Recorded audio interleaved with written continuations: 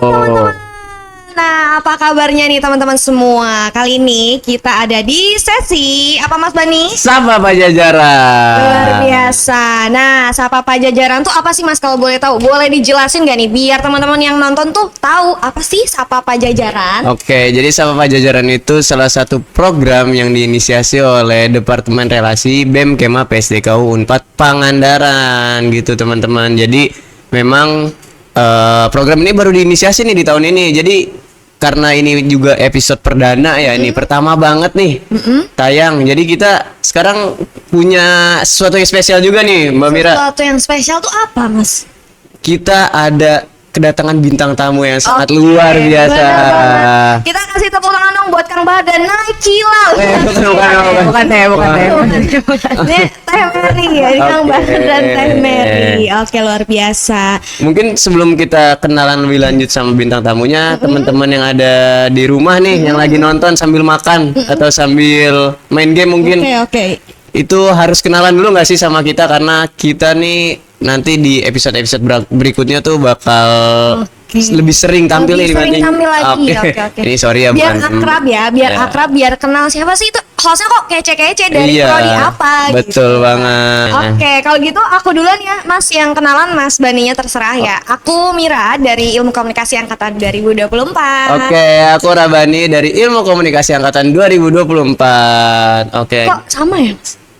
Jangan-jangan kita sekelas. Kan emang. Oh, oke.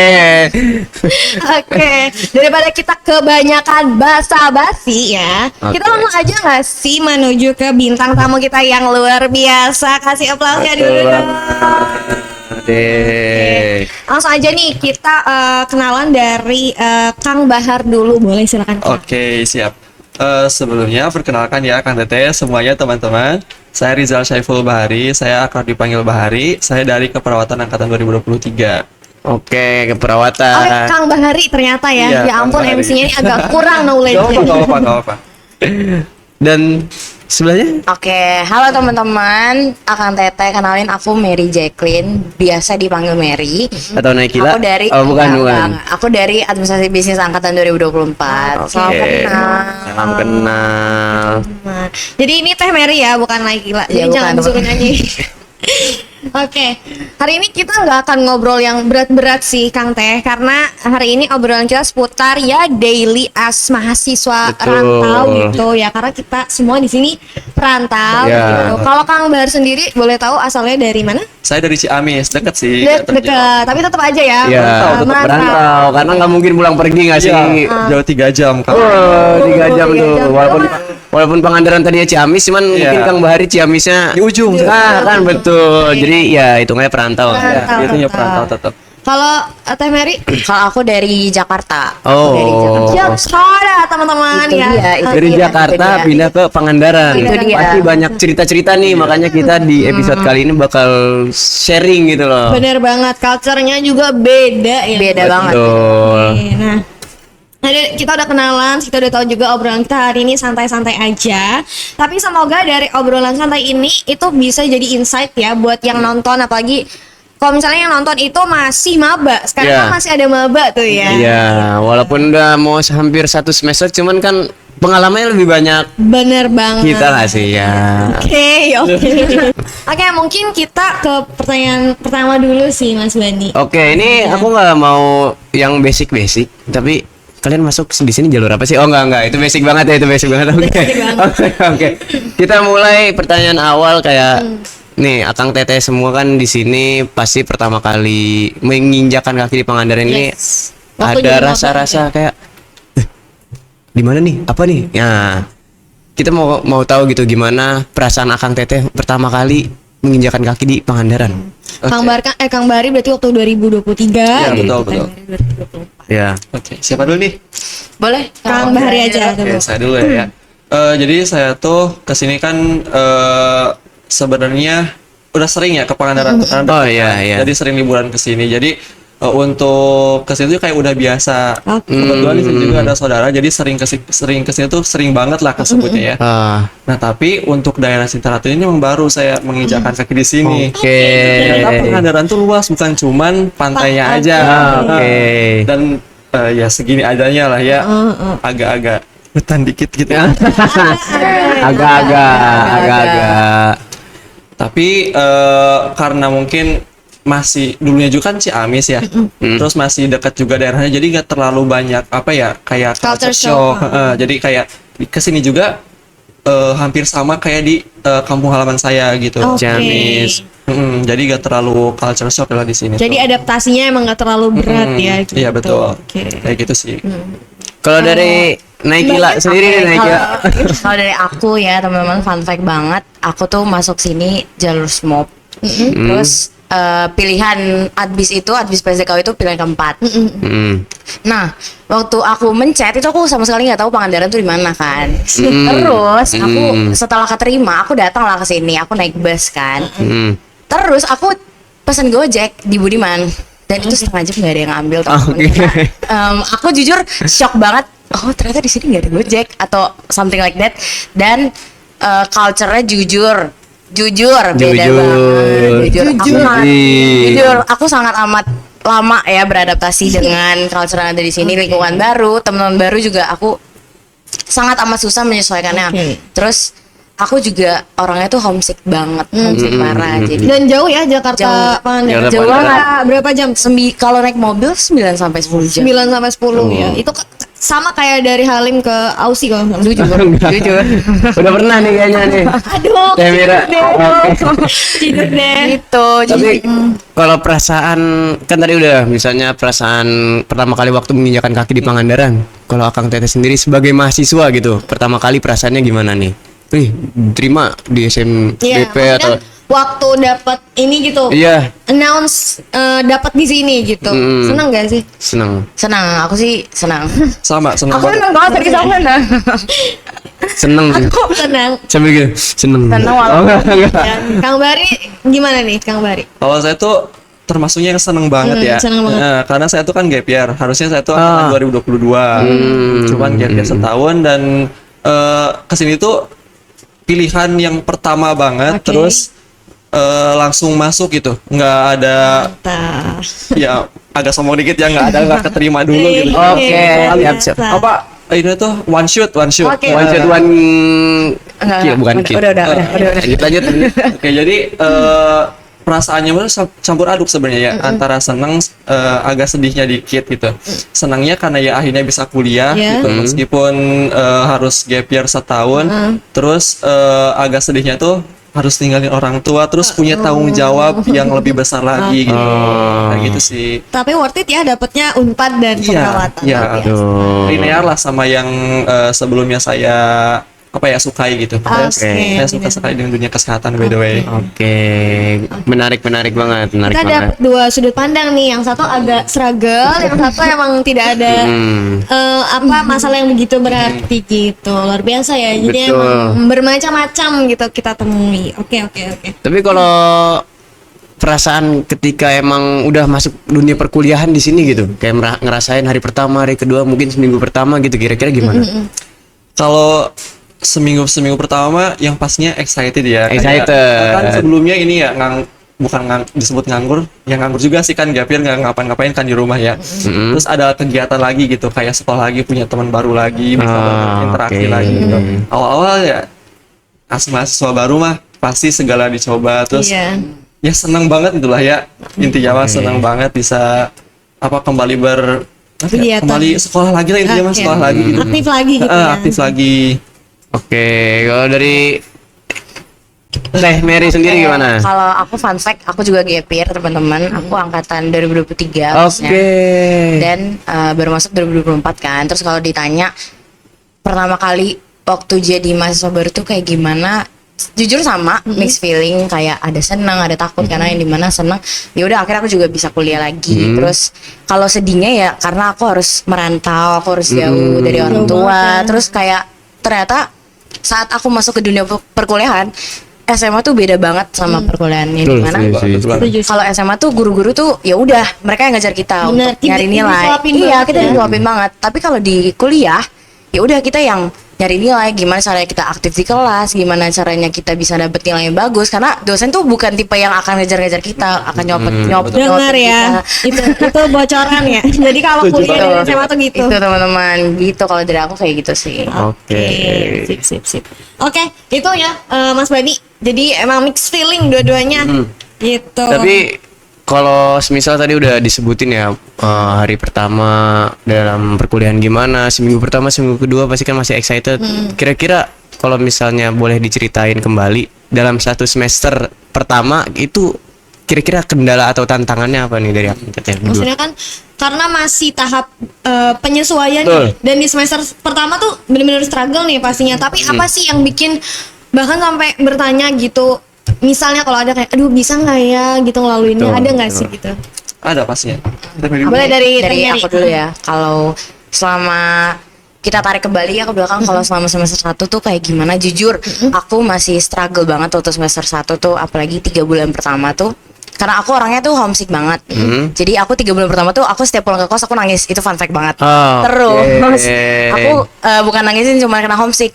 Aku tuh gak ada minat untuk ke prodi administrasi bisnis kan. Jadi dulu tuh aku ngejarnya Vkom banget. Oke. Aku tuh anak Vkom banget, ini jujur. Tapi mungkin rencana Tuhan ya aku ditaruh di admis. Terus juga tapi waktu semester 1 aku seru sih, karena aku tuh jujur udah merasa kalau selama semester 1 tuh aku lumayan banyak ya ikut macam-macam gitu, apalagi waktu semester 1 tuh aku ada di Himabian tuh ada program namanya Burnfest. Terus Burnfest tuh ada open volunteer.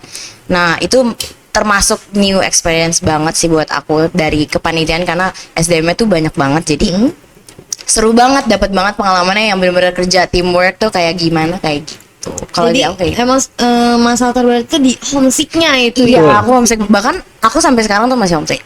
Berarti belum sepenuhnya. Belum sepenuhnya, aku masih. Tapi maksudnya bener-bener bisa untuk ibaratnya mengontrol si homesicknya itu butuh berapa bulan atau berapa semester? Ini kan udah semester 3 nih, ya kan? Mungkin sampai semester 8 aku masih homesick ya. Tapi Jadi- mungkin porsi iya. homesicknya ini Iya. berkurang ya Seperti mungkin. yang maba gitu. Iya. Iya, benar. Itu butuh berapa bulan tuh setelah Kayaknya sih gitu? aku semester 4 tuh terakhir di sini, karena semester 5 tuh aku udah magang. Nah, sepertinya magangnya aku tidak di sini, jadi sepertinya aku tidak homesick lagi. Jadi aku mencoba untuk tahan-tahan aja sebenarnya sampai semester 4 tuh homesick ini. Oke, nah kalau Tahan-tahan di aja. Kang Bahar ini, kalau homesick kayaknya nggak begitu ya? Apa gimana nih? Boleh dong. Sebenarnya gitu. kalau misalnya masalah homesick sama aja teh. Oh, sama Saya juga aja waktu semester ternyata. 1 tuh parah banget homesicknya, kayak padahal deket kan, Iya. padahal deket Ciamis Pangandaran tuh, tapi homesick itu tetap kerasa sampai satu semester tuh masih kuat rasa Sampai homesicknya. semester. Iya. Oh. Nah, jadi nangis sambil nyuci sambil makan itu Aduh, udah bener banget. tiap hari banget ya. Nah, cuman Oke. kalau misalkan di pelajaran mungkin ya, karena saya sebelumnya dari SMK terus SMK-nya juga kesehatan, jadi kayak udah banyak materi yang diulas gitu sebelum I see. perkuliahan. Jadi di waktu di Oke. SMK tuh udah diulas, jadi sekarang tinggal ngematengin. Cuman yang bedanya tuh kayak media dalam mengerjakan tugasnya. Kan kalau misalkan di perkuliahan mah tuh kayak makalah, esai, iya. dan saya tuh kebetulan sangat nol sekali dengan penulisan-penulisan Oke. kayak gitu. Jadi yang agak struggle-nya tuh menyesuaikan dengan yaitu tugas-tugas yang mengharuskan kayak membuat makalah, membuat esai, terus apalagi ya laporan-laporan, proposal kayak gitu, itu perlu adaptasi yang agak Lama ya, ya panjang. yang itu. Tapi kalau terkait materi karena sebelum linear jadi ya aman-aman aja Oke. gitu. Karena emang kalau SMK by practice ya. Betul, betul. Masuk ke sini akademisi. Tapi aku menarik nih, ada maksudnya kan laki-laki itu dianggapnya sebagai insan yang kuat ya. Ketika Kang Bahari bilang bisa homesick. Nah, aku pengen mengulik aja sih. Nah, sebenarnya yang bikin laki-laki tuh homesick tuh apa sih gitu? Kalau perempuan kan mungkin apakah karena memang dekat sama ortu, kan biasa kalau perempuan apa-apa ke ortu Orang gitu. tua, Tapi iya. kalau laki-laki kan memang apa ya, terlihatnya mandiri gitu. Tapi laki-laki juga ternyata bisa homesick. Nah, mungkin boleh dijelaskan gak sih Kang? Gitu. Oke, saya tuh homesick ke orang tua udah pasti ya, tapi lebih homesick tuh ke adik-adik. Saya kan kebetulan punya adik kan ya. Jadi kayak aduh tiba-tiba sepi gitu. Ah, iya, Di iya. kosan sepi biasanya kan kalau di rumah rame. Sekarang Ngisengin yang bisa ngisengin ade. bikin nangis kan itu rame. Itu seru banget. Itu seru banget. Itu dia. Nah, itu sih kayak terus kayak masakan mama kan Oh, ya gitu iya, lebih. iya, Jadi iya, sama aja sih tetap ke orang tua ya kalau saya. Terus kayak teman-teman di kampung juga kan ada beberapa teman waktu SMA, terus teman-teman kecil waktu di kampung yang bikin ya apa ya? Sebelumnya bareng, sekarang jadi enggak gitu, gitu. ya. Kayak gitu sih. Ya, tapi luar biasa Kang Bar ini bisa mengakui Anda juga homesick, Mas.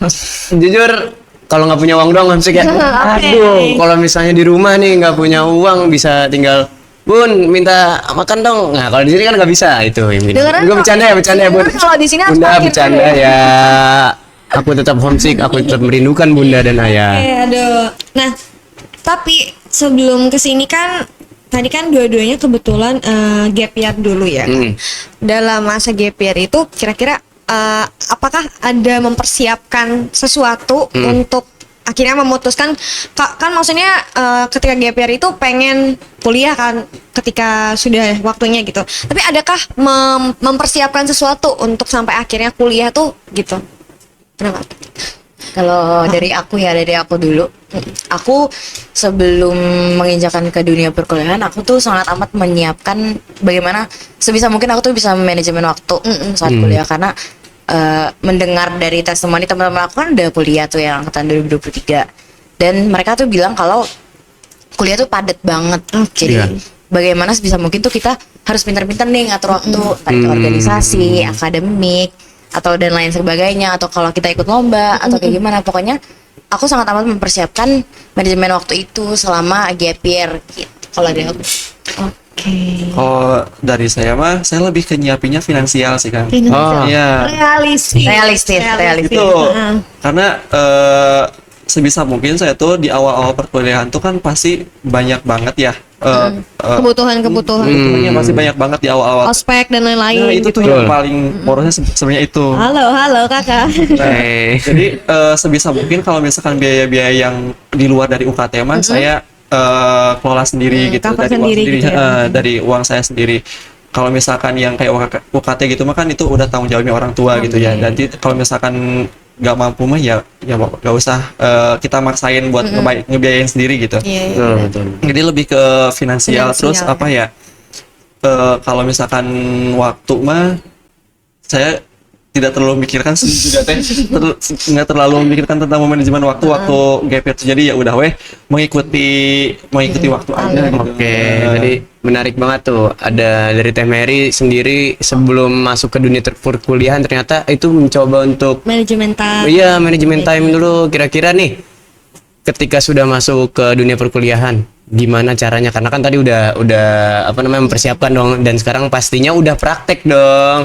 Gimana tuh kira-kira cara untuk manajemen waktu kayak antara kuliah, organisasi dan juga waktu istirahat gitu. Kira-kira gimana? Oke, kalau aku fun fact juga, aku orangnya tuh suka to-do listan dulu. Jadi kayak apa yang menurut aku prioritas itu aku pasti kerjain paling pertama dulu. Terus aku orangnya sebisa mungkin aku nggak FOMO.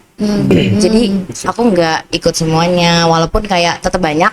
Cuman sebisa mungkin aku tuh ikut yang apa sih benefit yang aku dapat Oke. gitu. Kita harus tahu tujuannya Ya, juga. karena kalau ikut doang tapi kurang memberi benefit, aku kurang ikut kayak gitu. Terus aku lebih mengutamakan akademik kalau sejauh ini ya, karena ya mau gimana pun sebenarnya organisasi juga penting. Betul. Cuman akademik, Tujuan kita buat iya, kuliah tuh adalah Iya, yang fardunya kalau dalam iya, Islam fardunya. itu. Jadi aku sebisa mungkin untuk mengutamakan dulu akademik, diprioritasin dulu, baru selanjutnya aku organisasi, baru udah yang lain. Oke, mungkin ada juga sempat aku dengar dari salah satu dosen juga bilang kalau akademik itu fardu. Jadi kalau semisal kita belajar tuh di akademik tapi prakteknya di organisasi mungkin. Iya. Setuju. Ya, kalau dari Kang Bahari sendiri. Kalau saya mah tadi gimana pertanyaannya? Ya, cara atur iya, waktu cara antara atur waktu. kuliah, organisasi mungkin gitu. Saya juga sama di list dulu kan, di list dulu kayak yang prioritas hari besok tuh apa gitu. Nah, tapi kadang juga agak ingkar sama list yang sudah saya buat Oke. sendiri gitu ya. Tapi sebisa mungkin Nggak sendirian. dilaksanakan, Gak sendiri, kayaknya berempat kayaknya semua. sebisa mungkin dilaksanakan gitu. Dan yang saya prioritasin mah yaitu pertama kuliah dulu.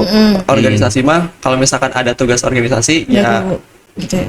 apa ya di belakangin dulu gitu. Oke. Kalau misalkan ada tugas kuliah, terus saya juga nggak lupa untuk mengutamakan istirahat. Nah itu yang paling penting kan. Iya, bener banget tuh.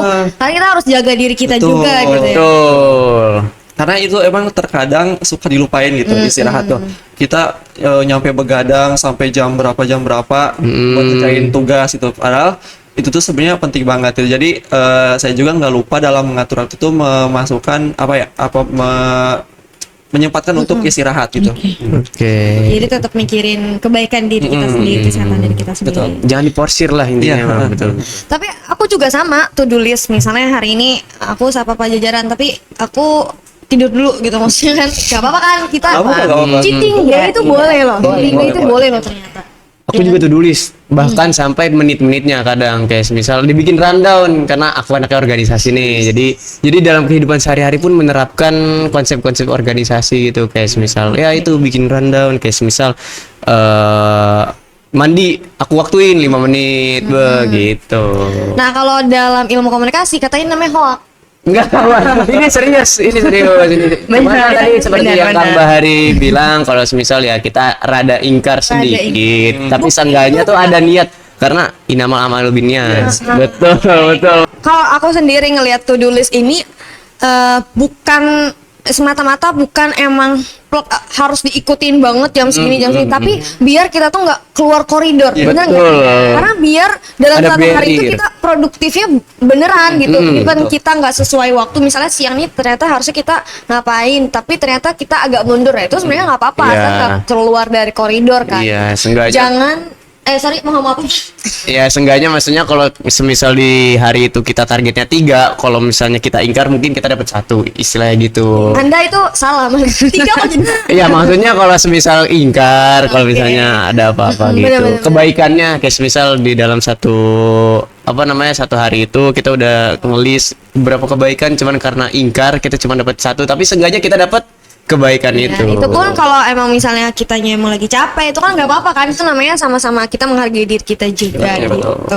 Jadi to-do list itu kalau bagi saya bukan yang harus banget kayak jam segini, tapi memang agar kita nggak keluar dari koridor produktivitas kita di hari itu. Betul. Oke tadi mungkin sempat di-mention ya Akang Teteh semua karena kalau di dunia perkuliahan itu cukup Beda. padat. Iya. Terus juga oleh karena itu kita harus pandai-pandai manajemen waktu, bahkan sampai bikin to-do list ya. Kira-kira nih itu kan faktor salah satu faktornya tuh kayak antara organisasi sama akademik itu berjalan beriringan Iya, gitu. betul. Kira-kira dari Akang Teteh berdua gimana tips atau caranya biar akademik sama organisasi ini balance gitu. Jadi sama istirahat juga sih, bener banget tadi kata Kang Bahari. Maksudnya gimana caranya organisasi kita jalan, akademik kita jalan, badan kita sehat gitu. Iya. Kira-kira gimana? Ada tipsnya nggak? Kalau saya mah ya itu yang pertama buat prioritas dulu, skala prioritas. Jadi mana dulu yang paling penting. Kalau misalkan kita udah beres dari sesuatu yang penting itu, yang lebih penting yang jadi prioritas kita, baru kita bisa pindah ke prioritas lain gitu. Terus saya tuh nggak terlalu gimana ya, sedikit agak apa ya? Kok agak ngeblank ya, bentar. Betul. Sedikit agak kesulitan, aktif. atau agak aktif atau agak gimana? Agak gimana ya? Kalau menjalankan sesuatu gitu. Salah dikit lagi. Udah teh beda dulu deh. Oke. Aman guys. Gak Aman. apa. Bener kata Kang Bari, kalau kita tuh harus pintar-pintar manajemen waktu dengan salah satunya bikin skala prioritas. Terutama tips dari aku, jangan suka nunda. Ya, betul. Jangan Betul. karena kalau kita nunda, kita sekali nunda nih, pasti ke belakang-belakangnya tuh kita bakal jadi sering nunda, bener gak sih? edit gitu kan. Nah jadi kayak apalagi kayak itu bisa memunculkan juga deadlineer.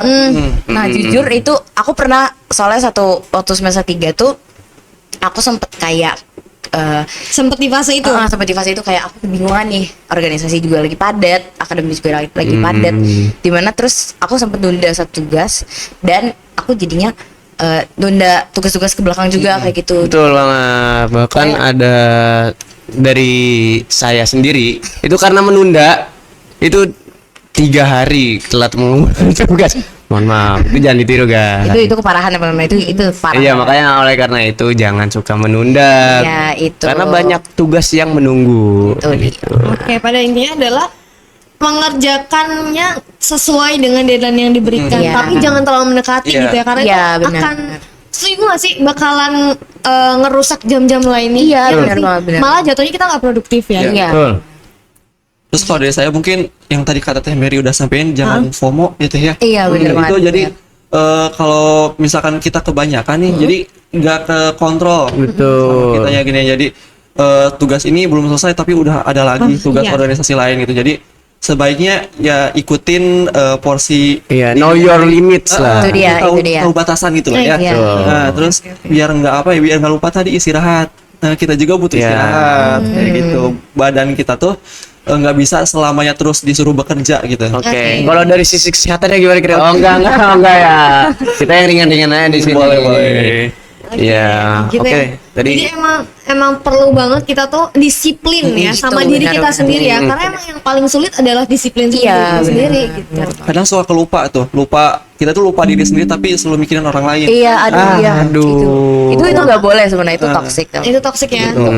Tapi itu hal-hal yang lagi sering dilakuin nih sama di umur-umur kita nih. Iya. Jujur. Bener. Oke. Aku boleh nanya sedikit lagi nggak? Boleh. Maksudnya untuk nanti kita ke depannya lebih enak lagi. Akang Teteh semua di sini ikut organisasi apa? Dari Kang Bahari dulu ya. Kang Bahari nih. Aku sekarang ikut Hima aja sih, Hima. Oh sama ini PSM, Paduan Suara Mahasiswa. Oh, wow. Boleh langsung. Boleh contoh langsung apa? Paduan Suara Mahasiswa tapi gak bisa nyanyi Teh. Gak bisa nyanyi, jujur gak bisa nyanyi. Terus gimana Kang? Ya apa ya, sebagai Gini. latihan aja gitu. Oh. Supaya ada Oke. yang menyalurkan di minat bakat aja Yes. gitu. Oke. Jadi biar kalaupun kita marah-marah tuh ada nadanya. Enggak gitu. Boleh sekarang mungkin nyanyi kita duet. Mas tolong Atau saya yang nyanyi. Ayo kita semua pergi dari sini. Oke, Teh Mary gimana nih Teh Mary? Aku kalau organisasi aku ikut Hima. Terus untuk UKM aku tuh ada ikut Setra, bola, sama Lentera. Balance nih, lagi nari-nari terus ada bola. Itu. Tapi kebetulan aku kalau di Lentera tuh aku jadi acara kan. Terus kalau di bola aku jadi kadif PDD, sama kalau di Setra aku jadi wakil ketua. Oke, menarik banget nih, dua-duanya adalah latar belakang organisasi. Yes, dan aktif ya. Ya, kalau ngomongin organisasi gini tuh erat rasanya sama yang namanya relasi gitu. Karena kan setiap kita mau masuk organisasi pasti dijanjinya kayak, iya nih masuk organisasi ini untuk mendapatkan relasi. Yes. Nah, aku mau nanya sedikit, gimana sih dari Akang Teteh semua cara membangun relasi dari organisasi tersebut ataupun di luar organisasi, nggak apa-apa deh, kayak apa namanya, cara kita beradaptasi dengan teman-teman baru, karena kan ya namanya dunia perkuliahan kan pasti banyak teman baru lah. Kira-kira gimana tuh cara adaptasinya? Oke, kalau aku cara membangun cara membangun relasi tuh jujur aku tuh orangnya yang bisa dibilang aku tuh bisa membuka obrolan duluan gitu. Jadi kayak kalau ketemu orang Extrovert. iya, jadi kalau ketemu orang baru ya udah sebisa mungkin aku tuh ngajakin ngobrol duluan, dan menurut aku itu hal-hal normal aja kalau emang orang itu nggak klik sama kita. Jadi kayak emang nggak semua orang yang memang pengen kita jalin relasi tuh akan langsung welcome. Cuman ya sebisa mungkin kalian bangun aja relasi, kayak sekedar punya temen di Buat say hi doang. buat say hi, atau di organisasi, karena menurut aku relasi di organisasi itu juga cukup penting untuk bagaimana kita organisasi nanti berjalan ke depannya tuh akan kayak gimana. Jadi menurut aku sebisa mungkin bangun relasi sebanyak-banyaknya aja, apalagi lagi di masa kuliah kan. Dan itu dimulainya dari maba atau Iya, gimana? aku dari maba. kalau aku dari maba. Jadi Oke. aku lumayan punya banyak teman bisa dibilang. Asik. Ini apa namanya, social butterfly, Itu dia, social itu dia, itu dia. butterfly. Kalau Kang Bahari gimana nih? Nah, kalau saya tuh kebalikan dari Teh Jacqueline sebenarnya. Teh Mary, Teh Jacqueline. Teh Jacqueline juga. Iya. Mary. Seneng dia dipanggil Jacqueline mah. Ya kan. Nah, kebalikannya kalau Teh Mary tadi extrovert, saya tuh agak pemalu kalau misalkan sama orang yang baru sejujurnya ya, dan agak susah untuk membuka pembicaraan baru Teh. Kalau misalkan saya, tapi saya tuh sebisa mungkin sama orang baru tuh suka agak SKSD. Nggak apa-apa, bagus kan. Gitu. Jadi itu tuh cara strategi saya tuh untuk apa ya, bisa ngobrol sama Memberanikan diri. orang. Oke. SD dulu gitu. SKSD, so kenal siapa dah? Oh, bukan. Enggak gitu. So kenal so dekat ya. Nah, untuk membangun relasi mah saya mah kalau saya tuh minimal ada yang dikenal dulu aja ya, sama mungkin ya tadi KTP. Minimal ada yang dikenal dulu dari satu misalkan satu kelompok orang, misalnya dari fakultas lain, dari prodi lain, atau bahkan dari kalangan dosen gitu. Jadi seenggaknya kalau misalkan kita udah dikenal gitu ya, udah ada kenalan, itu tuh bisa membuat apa ya, Kedepannya gampang gitu. membentuk relasi sendiri gitu. Jadi orang itu tuh misalkan, jadi kalau misalkan ada sesuatu, oh saya tuh ada teman nih dari keperawatan namanya Mari, mungkin dia bisa kayak gini. Nah, bisa dari sana tuh bisa mungkin muncul yang namanya relasi tadi kayak gitu. Kalau menurut saya mah gitu sih. Tapi aku juga pernah dengar dari dosenku ya, kalau misalnya kita banyak teman gitu, contohnya ketika kita udah lulus, terus teman kita tuh ternyata kerja di sini dan dia tuh tahu ada info misalnya lowongan kerja, nah itu bisa aja loh kita ditawarin, dan maksudnya itu kan Jadi relasi. iya, even dia misalnya bukan seseorang yang punya jabatan tinggi, tapi karena dia tahu, kita juga jadi tahu informasinya gitu. Itu emang penting banget ya, Ren. Penting banget. Bahkan kalau kita lagi di jalan pun relasi tuh menurut aku penting loh. Kayak Gimana tuh? Ini kayak misal kita ada kesusahan, misalnya motor kita mati atau kecelakaan, kalau nggak ada relasi gimana? Susah. Oh iya, ya nggak susah sih sebenarnya, ada orang-orang yang bakal nolong, cuman kan alangkah lebih Nah, jadi baiknya. ada yang kenal gitu Iya, ya. oh, si Bani nih habis kecelakaan. Oh, jangan dong. Contoh. Oke, iya emang sepenting itu, dan dimulainya harus dari awal ya ternyata ya. Karena memang bener sih, first impression tuh penting banget. Hello Benar, effect, benar hello banget. effect. Benar banget. Iya, benar banget. even kita pemalu, tapi kalau kitanya udah coba buat memberanikan Membuka diri, komunikasi. membuka komunikasi itu sebenarnya impact juga gitu buat kita. Jadi gitu teman-teman, jadi jangan menutup diri, Diri, ya. betul. Karena khususnya di perantauan ini, meskipun kita semandiri apapun, kita Betul, tetap betul, butuh betul. orang lain, percaya nggak percaya, ya nggak sih? Betul. Tuh. Apalagi kalau lagi di masa-masa homesick, kan kalau ada teman, homesicknya jadi Ya, bareng-bareng, ya kan gitu. Nah, aku tadi agak tergelitik ya waktu Tergelitik loh.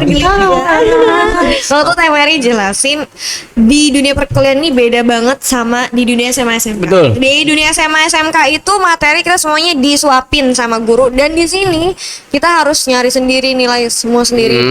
Nah, gimana sih cara Kang Bahari dan Teh Mary ya menyesuaikan? Karena setuju nggak sih materi di kampus tuh yang dikasih dosen tuh kadang harus kita ulik gitu. Iya, Setuju benar. banget. Nah, gimana cara beradaptasi dengan itu? Sedangkan ya kita di SMA tuh disuapin banget gitu apa guru. Iya. Boleh dong dikasih sepil-sepilnya Iya, nih buat cara adik-adik. beradaptasi dengan sistem perkuliahan, sistem belajar perkuliahan. Betul, sistem belajarnya. Oke, kalau dari saya tuh saya juga tadi ngemanfaatin tadi SKSD tadi, tapi cuman bedanya ke cutting. Ini Saya tuh orangnya kalau misalkan belajar tuh butuh mentor sebenarnya, butuh tutorial dari orang lain, tipenya kayak gitu. Dan dengan saya SKSD atau punya relasi cutting, nah secara gak langsung cutting tersebut bakal mau gitu ngajarin, tutorin gimana cara misalkan nyari artikel. Terus kalau misalkan oh ya, sama cutting juga pasti punya materi-materi yang sebelumnya udah pernah lalu, dipelajari sebelumnya. Jadi saya bisa minta, terus saya bisa pelajari pelan-pelan gitu. Terus kalau misalkan ada yang kebingungan, ya saya minta tolong buat jelasin ke cutting itu gitu, gimana caranya misalkan caranya nyari artikel di database ini, terus caranya apa nyusun proposal, nyusun laporan, nyusun esai kayak gitu-gitu. Jadi itu tadi yang masuk ke relasi tadi, gimana cara kita dapat relasi yang apa ya, yang bisa nantinya berguna gitu. Ah. Bisa kita manfaatkan itunya gitulah. Oke.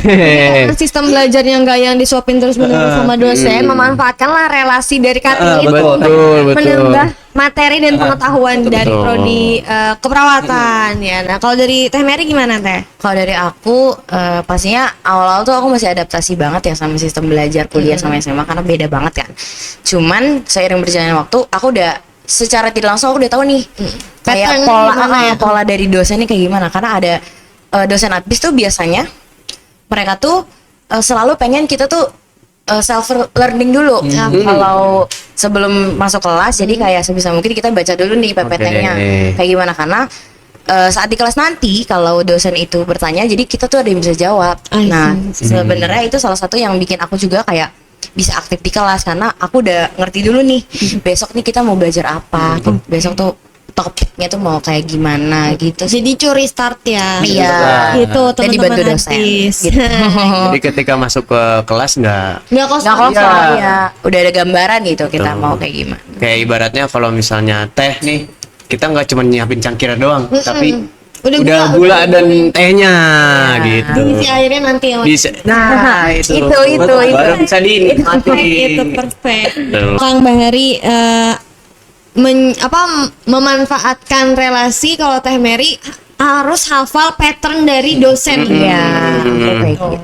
Nah itu ya buat teman-teman admis dan teman-teman keperawatan nih boleh. Iya. Oh kalau dari Ilkom sih Mas kalau Gak ada yang nanya, kebetulan ini. Oke, jadi yang kayak gini-gini sebenarnya yang harus diketahui nih sama teman-teman Iya. Aba, karena gimana ya, pasti masih pada ambis-ambis gitu, dan informasi yang kayak gini nih Masih yang pada perlu on fire. gitu. Iya, dan sebetulnya nggak terbatas di prodi keperawatan ataupun prodi admis doang, mungkin di ilkom kayak gitu, ataupun di peternakan kayak gitu, ataupun pokoknya ini relate lah intinya ya, untuk teman-teman yang baru masuk ke dunia perkuliahan. Oke, dan semakin tinggi semester itu bebannya semakin berat, setuju nggak sih? Setuju banget. Setuju banget. Setuju banget. Dan kita tuh mana kalau kitanya kan tadi aktif di organisasi juga ya, pasti relate banget di mana aduh capek banget abis pulang organisasi, kita misalnya abis evaluasi nih ya, wah kalau udah Habis kuliah, organisasi. pulang harus ngerjain tugas, itu kan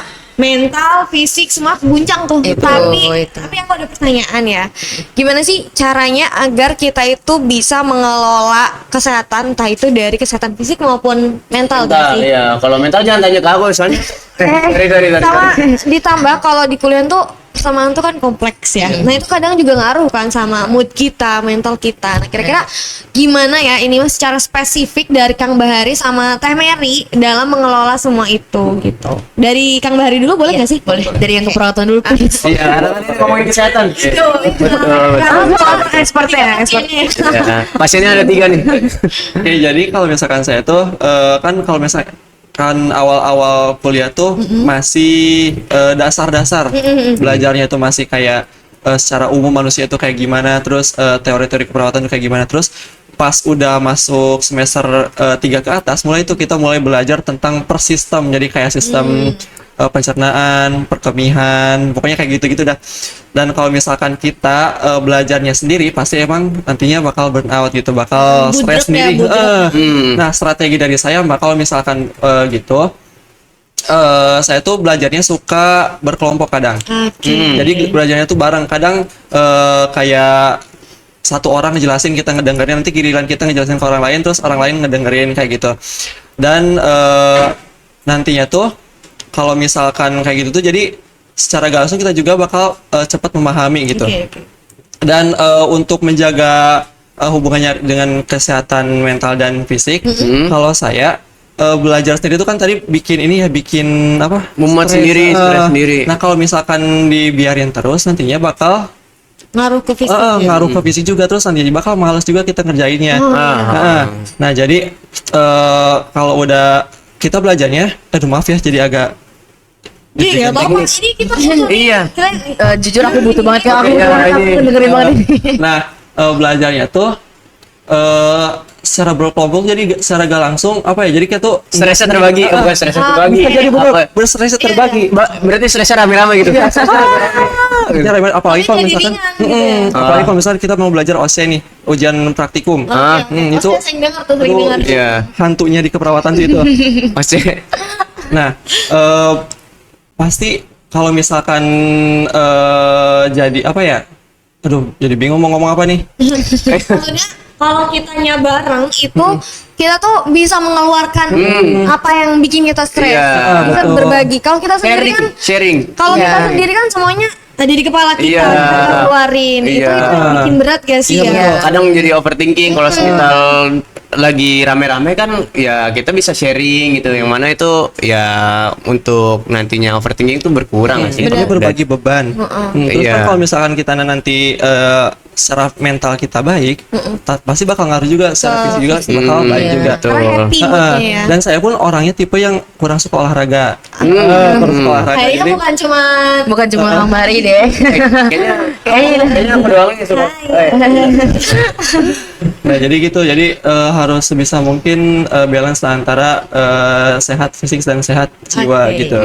Tapi yang Tapi yang terpenting adalah jaga mental karena Nah, mental itu dia. mempengaruhi fisik. Iya, betul. pikiran yang sehat membuat jasmani juga sehat. Terus jangan sebisa mungkin jangan terlalu dipaksain juga kan. Kalau misalkan kita udah Capek. berat banget, capek banget, udah belajar, udah jangan diterusin Iya, dulu. betul. Kita juga butuh apa ya? Butuh Ruang. relax. Kan kita dekat pantai tuh. Itu dia. Take your time. Kita pantai biar nggak stres, tarik nafas yang dalam, Iya. keluarkan.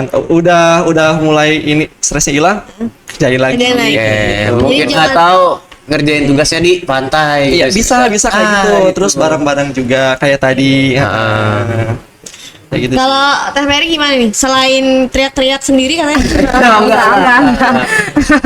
Aku kalau ditanya tips jaga mental sama fisik ya, jujur ya, ini aku sampai sekarang tuh aku masih mencoba mencari gitu karena Oke. aku tuh orangnya kalau untuk istirahat aku kurang banget. Aku Kurang akuin banget. aku kurang banget. Hmm. Terus kalau olahraga juga aku kurang banget. Sebenarnya aku suka olahraga, cuman jarang nih semester 3 aku udah jarang banget olahraga. Terus istirahat juga aku masih sering banget tidur di atas jam 12 sebenarnya nih. Jadi Susah sih itu ya, susah banget ya. Iya. Hindarinya tidur di atas jam 12. Udah kecanduan ya. Iya. Gitu. Terus tapi kalau untuk menjaga mental, aku bener kata Kang Bahari tadi, kalau kita porsir semua, kalau kita kayak maksain tidak sesuai dengan limit kita, itu kan kita akan burn out. Oke. Nah, Betul. mungkin kalau tips dari aku, kalau aku burn out, aku tuh keluar kos. Jadi aku sebisa mungkin tidak di kos, karena kalau di kos tuh aku ngerasa empty, aku ngerasa kosong. Dan dimana kalau aku ngerasa kosong, aku makin Kepikiran semua iya aku ya, aku nggak mau, aku bisa aja yang kayak pokoknya aku sebisa mungkin tidak di kos, terus ya udah belajar aja di luar atau kayak Oke. cari hiburan sedikit ke Pangandaran, ke kafe, kemana, ke pantai, kita kan deket dari pantai, terus Self atau makanan reward tuh. atau makan enak gitu. Jadi sebisa mungkin kalau kalian sudah melakukan apa yang kalian suka, terus kalian happy, itu benar, itu ngaruh ke fisik, Dan emang ke mental.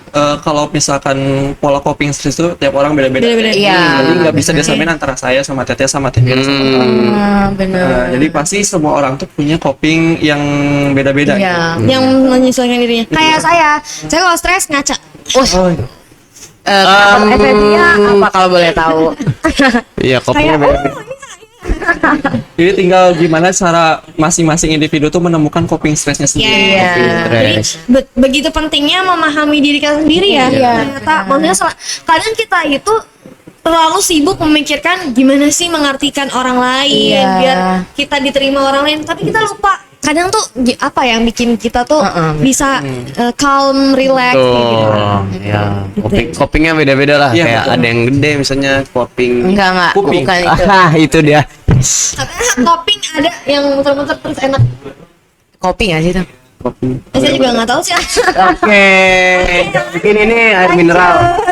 Lanjut. Nah, next nih masih ada sih kayaknya beberapa pertanyaan yang tentunya ini sangat amat berguna ya untuk teman-teman yang baru memulai. Ini kan semester 1 nih baru selesai osjur ya, Betul, baru betul, boleh betul. ikut organisasi itu semester depan ya, semester 2 Ya, makanya mungkin untuk mempersiapkan semester depannya Betul. bisa untuk menonton keputusan video ini. apakah harus aku ikut jangan ya organisasi. Iya. Kayaknya aku nggak perlu ikut gitu. Nah, coba teman-teman kita bakalan dengerin dari Kang Bahari dan Teh Mary selaku orang yang memang aktif di organisasi. Boleh dong Mas, pertanyaannya apa nih? Ya, jadi menurut Akang Teteh semua berdua nih, kira-kira penting gak sih sebetulnya organisasi di awal itu? Oke. Kan kalau semester 1 kan kita fokus osjul. Iya. Nah, semester 2-nya nih. Mau Teh Ferry dulu? Oke, boleh. Kalau aku pribadi, aku ngerasa organisasi itu penting banget karena di mana organisasi itu bisa jadi wadah kita berkembang. Kita Betul. bisa belajar komunikasi, kita bisa Betul. belajar leadership. Pokoknya kita bisa mendapatkan semuanya atau bisa dibilang first experience ya dari organisasi. Jadi sebisa mungkin kalau aku pribadi, aku tuh akan ikut organisasi dan aku tuh orangnya juga suka ngelihat kalau aku punya peluang kenapa nggak aku Ambil. pakai, kenapa nggak Betul. aku ambil. Oke. Jadi dengan kayak aku juga kayak secara tidak langsung di organisasi itu aku menyalurkan apa yang aku mau nih di organisasi. Jadi kayak contohnya aku suka ngedit, ya udah aku jadi kadif PDD, PDD, lah. iya, Terus iya. aku suka nari, aku jadi ikut organisasi juga, ikut OKM dan ikut organisasi setra juga, terus di Lentera dan di Hima juga aku kayak gitu. Jadi sebisa mungkin ikut organisasi sih kalau menurut aku Iya. di perkuliahan ini karena benefitnya tuh jujur banyak banget. Betul. Nah, Mas Bani ini katanya suka makan beling jadi ikut. Enggak. Kebetulan. Oke, oke. Enggak, bukan orang penting ya? jadi ini sedikit. Ya, lanjut. Oke, Kang Bahari boleh. Oke, kalau menurut saya pun penting banget ya, terutama di awal-awal tuh karena kenapa? Kalau misalkan di awal-awal semester tuh, kan kalau di keperawatan mah mata kuliahnya masih ringan-ringan, Oke. jadi masih banyak waktu untuk mengikuti kegiatan-kegiatan di luar kampus itu. Jadi menurut saya mah waktu yang tepat itu tuh Untuk untuk ikut, kita ya. kita ikutan organisasi dan UKM dan lain-lain pokoknya mah. Biar ya itu tadi kita ngambil benefitnya dari sana tuh. Yang pertama tadi relasi, kita bisa nyari relasi sebanyak-banyaknya dari organisasi, apalagi yang lintas fakultas kan. Nah, terus belajar manajemen waktu, Betul. terus belajar apa ya? Ya pokoknya banyak banget lah intinya benefit yang bakal didapetin. Intinya nggak akan rugi kalau misalkan kita ikutan organisasi kayak gitu. Dan gini, karena emang semester awal tuh masih ringan-ringan gitu.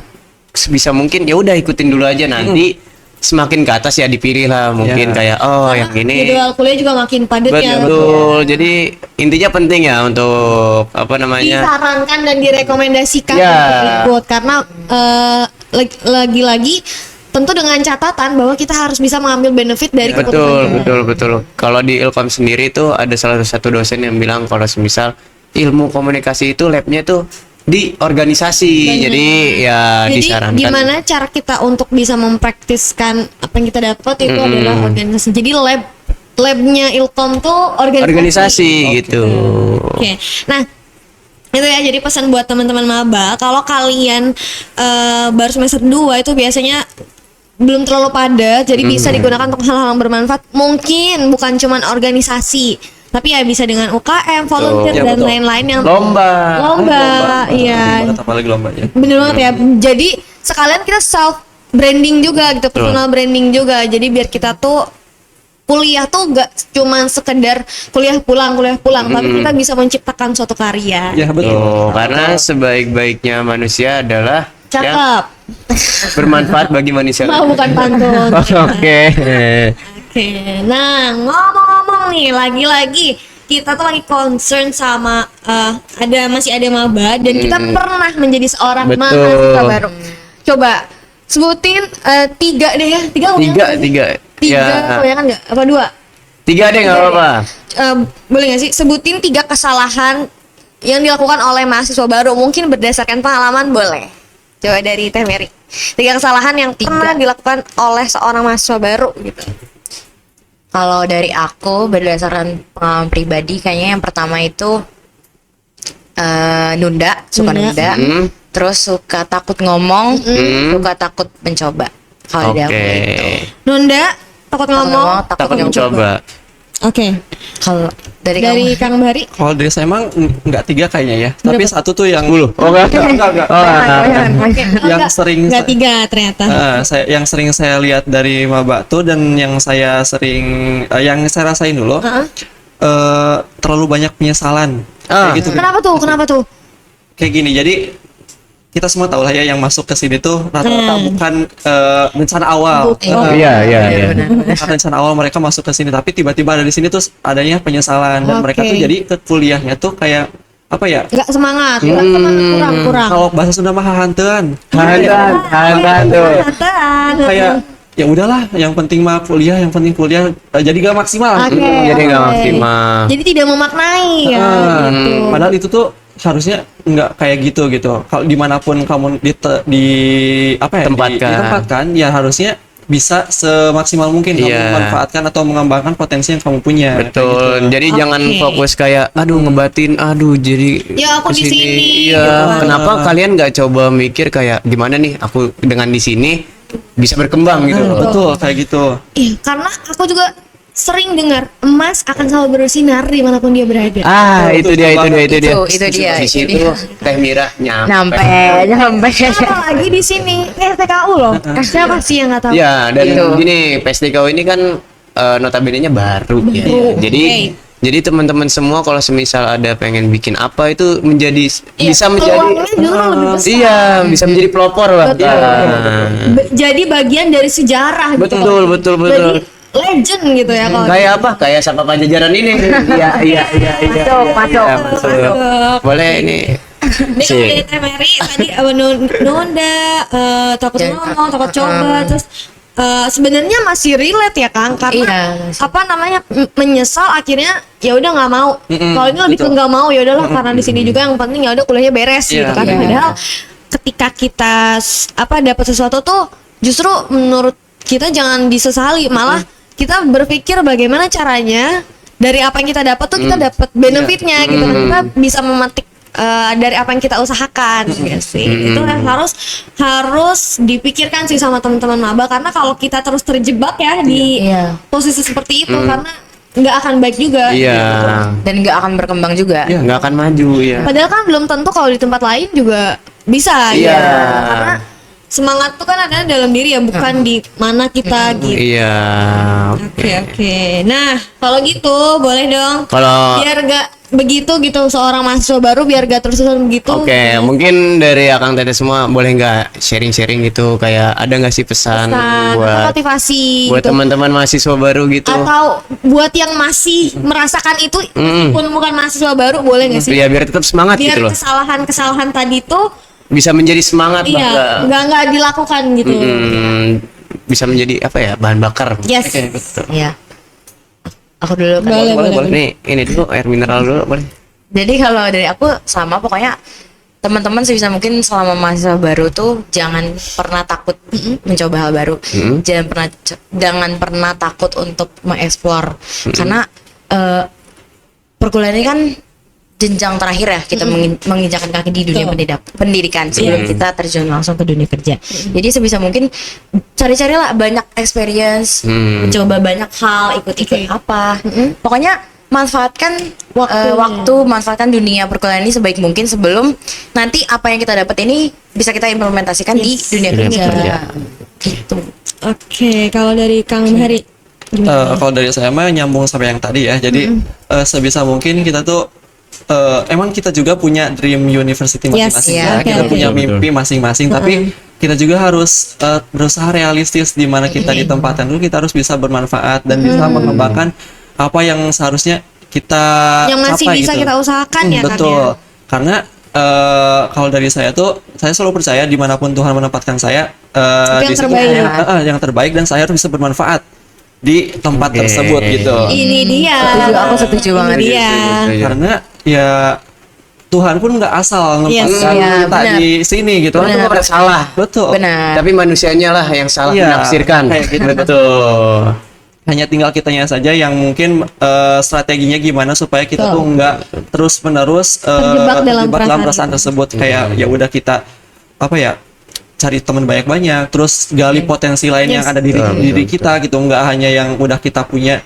Terus ya itu intinya mah, cari apa yang enaknya yang ada di sini gitu ya. Yang bikin Iya, enjoy ya. yang bikin nyaman di sini apa? Iya, karena rata-rata orang-orang yang mengeluh di sini tuh emang belum menemu aja titik Iya. enaknya di sini tuh apa gitu. Benar. Dan mereka tuh baru menemukan hal-hal tersebut tuh di semester yang udah agak atas kayak gitu. Dan kalau misalkan buat maba-maba ya usahain cari hal tersebut secepat mungkin supaya Betul, kalian juga betul. bisa enjoy dalam Iya. kuliah. Iya. Gitu. Semakin baik. Betul. Kayak gitu. Oke, jadi aku sangat-sangat terenyuh sih bener tadi. Sebenarnya Tuhan tuh nggak asal-asalan nempatin kita tuh. Kalau kita ditempatkan di sini berarti ada alasan Betul. kita di sini. Tapi kitanya yang harus bisa memaknai ya, dan juga yang nggak menyanyiakan kesempatan yang ada dikasih ke kita, karena nggak semua orang bisa menempuh pendidikan tinggi Iya. guys. Setuju Iya. banget. Dan nggak semua orang bisa kuliah sambil ke pantai. Ah, itu dia. Itu masuk teh merah Iya, masuk. kan? masuk. Kamu coba yang stres dikit, batu karas lah. Itu dia. Gitu, Betul. Gitu ya buat teman-teman maba ataupun buat teman-teman yang masih dalam fase gak mau mencoba, gak mau berkembang gitu ya, dan masih menyesal. Cobalah kita bangkit, kita semangat biar kita bisa kayak bintang tamu. Oke, yang luar biasa banget, boleh tepuk tangan. Oke, Wow. mungkin tadi Tadi pertanyaan terakhir sih, Iya, Mas. pertanyaan Karena terakhir. ini kita udah 24 jam ngobrol. enggak, Lama. Iya, Mungkin jadi itu terakhir ya dari terakhir dari kita buat teman-teman. Dan Kita mau ngucapin terima kasih banyak buat bintang tamu kita yang luar biasa. Boleh dong semuanya tepuk tangan dulu. Nah, oke, ya udah. Terima kasih udah menyempatkan waktunya Waktunya. untuk datang ke apa-apa jajaran, dan terima kasih juga untuk bisa berbagi dan harapannya ya pengalaman dari Teh Mary dan juga Kang Bahari ini bisa berguna baik itu untuk maba maupun untuk teman-teman yang masih aktif berkuliah di PSDKU. Gitu. oke, mungkin itu aja dari kita dan sampai jumpa di episode berikutnya. Saya Rabani dan Saya Mira. pamit undur diri. Bye.